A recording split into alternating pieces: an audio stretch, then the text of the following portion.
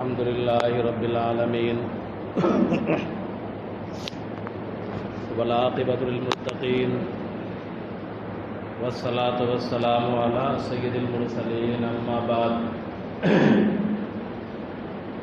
قال الله تبارك وتعالى في كلامه المجيد أعوذ بالله من الشيطان الرجيم بسم الله الرحمن الرحيم يوصيكم الله في أولادكم للذكر مثل حظ الأنثيين وقال تعالى في موضع آخر للرجال نصيب مما اكتسبوا وللنساء نصيب مما اكتسبن واسألوا الله من فضله صدق الله العظيم. محترم بزرگوں، عزیز ساتھیوں، کئی ہفتوں سے آئلی مسائل پر گفتگو چل رہی ہے.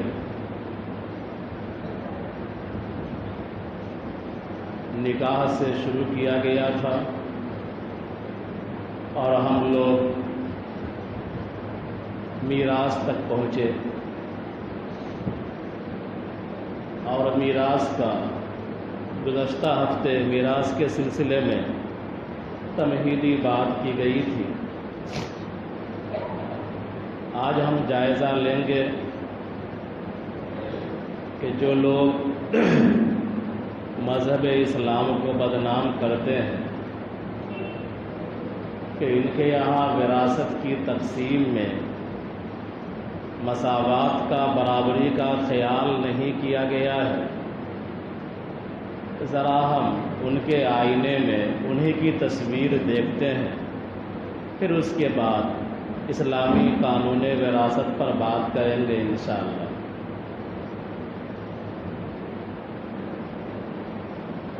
قدیم زمانے میں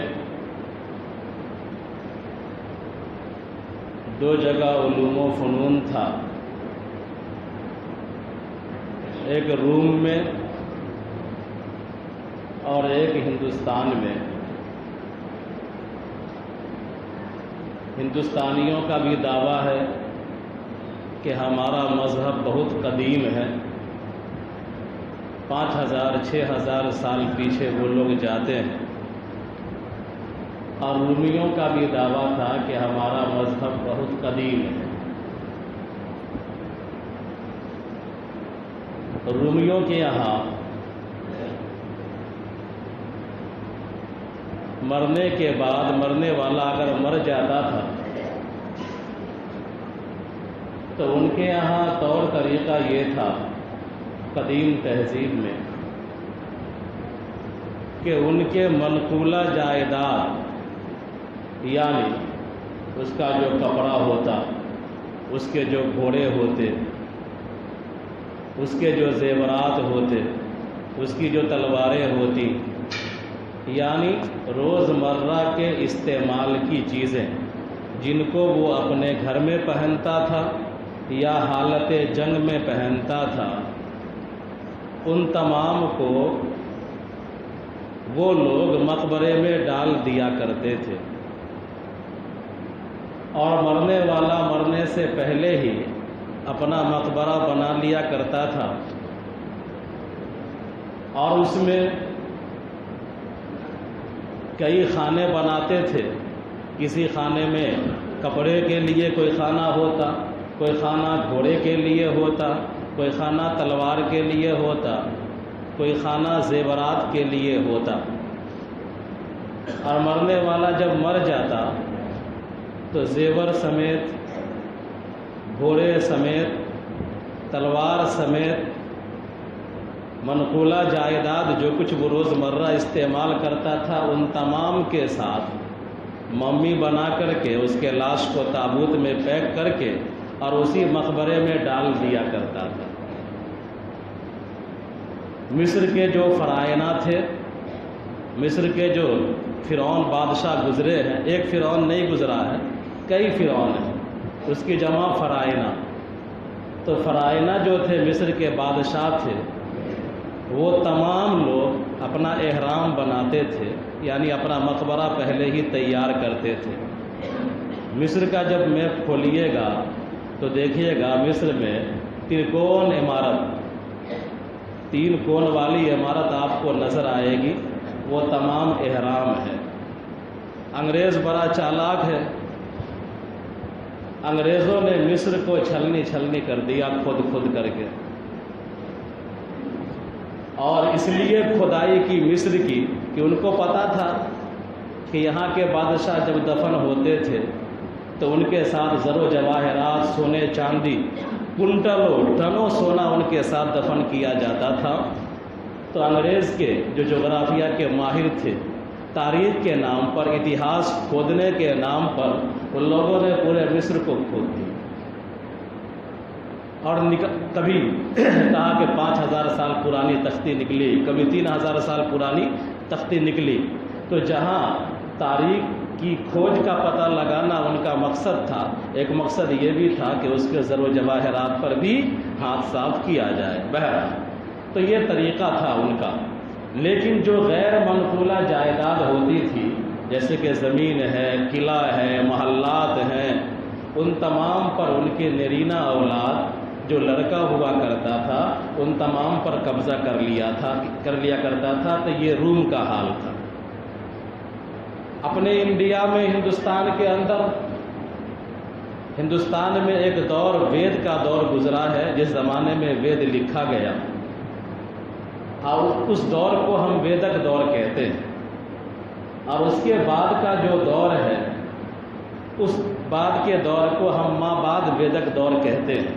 بہرحال تو جس زمانے میں ہندوستان میں ہندو مذہب کی بنیاد پر رہی تھی یا وید لکھا جا رہا تھا، تو اس زمانے میں بھی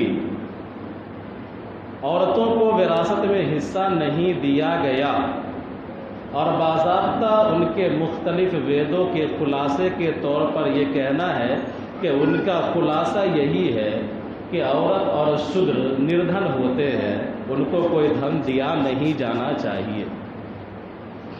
یہاں بھی بڑا بیٹا اپنے باپ کی پوری سمپتی پر قابض ہو جاتا تھا مذہبی اعتبار سے، اور اس کو کوئی پنڈت روک نہیں سکتا تھا۔ چھوٹے بچوں کے لیے حکم تھا کہ بڑے بچے کے ماتحتی میں رہو، اپنا گیان وان حاصل کرو، کھانا خرچہ جس طرح تم باپ سے لیا کرتے تھے بڑے بھائی سے تم لیا کرو۔ یہی طریقہ تھا میراث کی تقسیم کا۔ بیویوں کو میراث نہیں، ماں کو میراث نہیں، بیٹی کو میراث نہیں، اور وہ قوم عورتوں کو کیا میراث دے گی جو قوم اپنے چتا کے ساتھ بیویوں کو زندہ جلا دیا کرتی تھی، تو وہ قوم اپنے بہو بیٹیوں کو یا اپنی عورتوں کو کیا مقام دے گی، کیا وراثت دے گی؟ ایک طرف تو ان کا حال یہ ہے کہ عورتیں پوجنیے ہیں، اکثر ان کی دیویاں ہی دیویاں ہیں۔ ایک طرف تو اتنا اونچا مقام کہ بھگوان کا درجہ دے دیا، اور دوسری طرف یہ مقام کہ شوہر کے ساتھ چتا میں جلا بھی دیا۔ یہ حال تھا ان کا۔ تو بھلا ایسے لوگ وراثت میں حصہ کیوں کر دیں گے؟ تو یہاں بھی عورتوں کو ان کے مذہبی اعتبار سے عورتوں کو وراثت میں حصے داری نہیں تھی، نہ ماں کو، نہ بیٹی کو، نہ بہن کو، کسی کو نہیں۔ صرف لڑکا مذکر ان کا وراثت کا حقدار ہوا کرتا تھا۔ یہ سلسلہ چلتا رہا۔ انگریزوں کے دور میں بھی مسلمانوں نے ستی کی رسم کو ختم کیا ہے۔ اس کے بعد 1956 میں جو قانون بنا تھا، 2005 میں اس میں سنشودھن ہوا۔ اس قانون کی روح سے عورتوں کو، بیٹیوں کو بیٹے کے برابر حصہ یہ لوگ دینے لگے قانون کے اعتبار سے۔ مذہب کے اعتبار سے آج بھی ان کے یہاں عورتوں کو وراثت میں حصہ دینے کا تصور نہیں ہے۔ ان کی کسی کتاب میں لکھا ہوا نہیں ہے کہ عورتوں کو وراثت میں حصہ ملنا چاہیے۔ بہرحال یہ تو ان کی بات ہوئی۔ اب آئیے ذرا سا ہم ان کو دیکھیں، یورپ والے کو جو اپنے آپ کو یہودی کہتے ہیں یا اپنے آپ کو کرسچن کہتے ہیں، ان کے یہاں کیا حال تھا۔ تو ان کے یہاں بھی مروجہ جو دنیا تھی اس وقت کی، تو وہ بھی الگ تھلگ اس سے نہیں تھے، نہ وہ روم سے الگ تھے، نہ وہ انڈیا ہندوستان سے الگ تھے، بلکہ ان کے یہاں بھی طور طریقہ یہی تھا کہ وہ لوگ اپنی لڑکیوں کو، عورتوں کو وراثت میں حصہ نہیں دیا کرتے تھے۔ حتیٰ کہ موجودہ زمانے میں جو تورات ہیں، ان تورات میں ایک واقعہ ملتا ہے، حالانکہ یہ منسوخ ہے تورات، اس کی کوئی اہمیت نہیں ہے، اب یہ آسمانی کتاب نہیں رہی، یہ انسانوں کی کتاب ہو گئی، انسانوں نے اس کو لکھا، اللہ نے جو مضمون اتارے تھے اکثر مضامین محو ہو گئے۔ تو اس میں ایک واقعہ لکھا ہے کہ یوسف علیہ السلام کے بہت زمانے کے بعد ایک شخص تھا، اس نے لڑائی کی، جنگ کیا، جہاد ہوا اس زمانے میں، اور اس جہاد میں وہ شہید ہو گیا۔ اس کے پاس نرینہ اولاد نہیں تھی۔ ان کی بیٹی حضرت موسیٰ کے پاس آئی اور ان سے عرض کیا کہ ہمارے ابا کا تو انتقال ہو گیا ہے، کوئی ہمارا بھائی نہیں ہے، ان کی کوئی مذکر نسل موجود نہیں ہے، ان کی نسل کیسے پروان چڑھے گی، ان کی دولت کو کیسے بچایا جائے گا، ان کی دولت کو کیسے آگے بڑھایا جائے گا، ان کا نام کیسے زندہ رکھا جائے گا، آپ ذرا اللہ سے دعا کیجئے کہ اس سلسلے میں کچھ احکام بتائیں۔ بہرحال ان کی کتاب میں جو لکھا ہوا ہے موسیٰ علیہ السلام کے حوالے سے کہ انہوں نے دعا کیا تو اللہ تبارک و تعالیٰ نے حکم بھیجا، اس کا نام تھا ذوالفیل۔ تو اس کی بیٹی صحیح کہہ رہی ہے، اس کے وراثت میں اس کو حصہ ملنا چاہیے، اتنا ذکر ملتا ہے، اور بقیہ وراثت کے سلسلے میں کوئی تفصیل تورات میں موجود نہیں ہے۔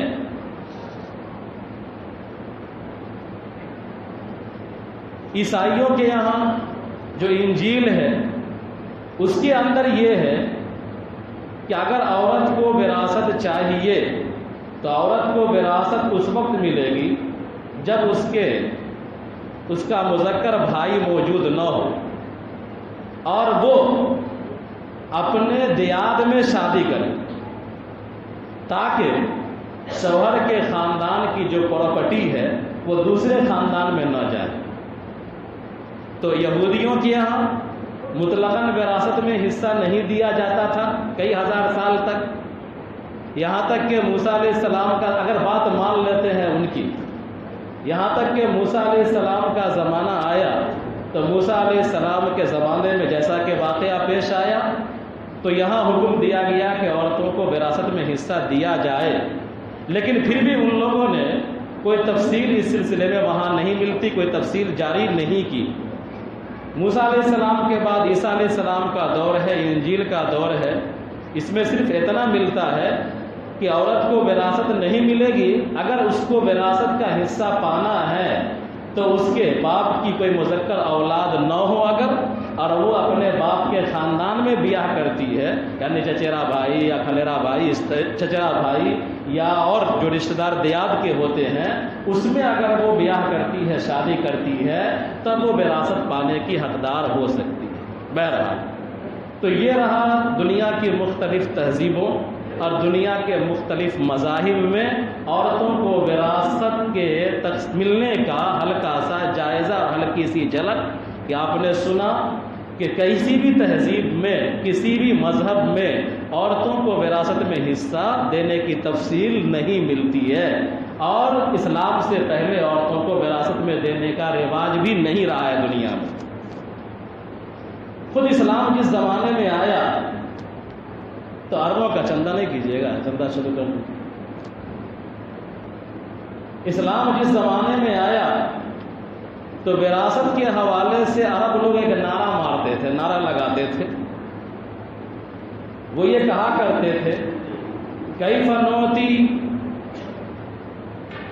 من لا یحمل سیفا ولا یرکب فرسا ولا یقتل عدوا، کہ ہم وراثت میں حصہ اس کو کیسے دے سکتے ہیں جو نہ گھوڑے پر سوار ہوتا ہے، نہ وہ تلوار چلاتا ہے، نہ دشمن کو قتل کرتا ہے، تو ایسے شخص کو، ایسی ذات کو ہم وراثت میں حصہ کیسے دے سکتے ہیں؟ یعنی عورتوں کو وراثت میں حصہ نہیں دیتے اس لیے کہ یہ نہ تلوار چلاتی ہے، نہ ہی دشمنوں کے خلاف جنگ کرتی ہے، نہ ہی یہ گھوڑوں پر سوار ہوتی ہے، تو ان کو وراثت میں ہم حصہ کیسے دیں؟ یہ عربوں کا رواج تھا۔ اسی زمانے میں جناب نبی کریم صلی اللہ علیہ وسلم تشریف لائے، اور آپ صلی اللہ علیہ وسلم جس دین کو لے کر آئے یہ دین قیامت تک رہنے والا دین تھا، اور اس دین میں تمام طرح کی تفصیلات آنی تھی، اور اللہ تبارک و تعالیٰ کو 23 سال کے عرصے میں تمام تفصیلات بیان کرنا تھا اللہ تعالیٰ کو۔ تو اللہ تبارک و تعالیٰ نے میراث کے سلسلے میں بھی آیت اتاری۔ اس کا شان نزول یہ ہے جو آیت میں نے پڑھی ہے کہ حضرت جابر رضی اللہ تعالیٰ عنہ بیمار پڑے، بڑے صحابی ہیں، بیمار ہوئے، بیمار اس طرح ہو گئے کہ چلنے پھرنے کی سکت نہ رہی، صاحب فراش ہو گئے۔ نبی کریم صلی اللہ علیہ وسلم ان کے پاس عیادت کے لیے تشریف لائے۔ آپ صلی اللہ علیہ وسلم نے ان کی عیادت کی، ان کا مزاج پوچھا، پانی کا کچھ چھینٹا ان کے بدن پر مارا، ان کے چہرے پر، جس کی وجہ سے جو بار بار بے ہوشی طاری ہوتی تھی، غشی طاری ہوتی تھی، وہ سلسلہ ختم ہوا اور وہ بات کرنے کی پوزیشن میں ہوئے۔ آپ نے ان سے بات کیا۔ حضرت جابر رضی اللہ تعالی عنہ نے کہا، یا رسول اللہ صلی اللہ علیہ وسلم، ہم تو اس حالت میں ہیں، میرا کوئی ٹھکانہ نہیں ہے، بار بار غشی طاری ہوتی ہے، کیفیت میری آپ دیکھ رہے ہیں، ہمارے پاس جو مال ہیں ان مالوں کا کیا ہوگا؟ حضرت جابر رضی اللہ تعالیٰ عنہ کا یہ کہنا، اس کے بعد اللہ تبارک و تعالیٰ نے آیت میراث نازل فرما دی، یوصیکم اللہ فی اولادکم للذکر مثل حظ الانثیین فإن کن نساء فوق اثنتین۔ پورا اسلام نے قانون وراثت کو تفصیل کے ساتھ بیان کیا۔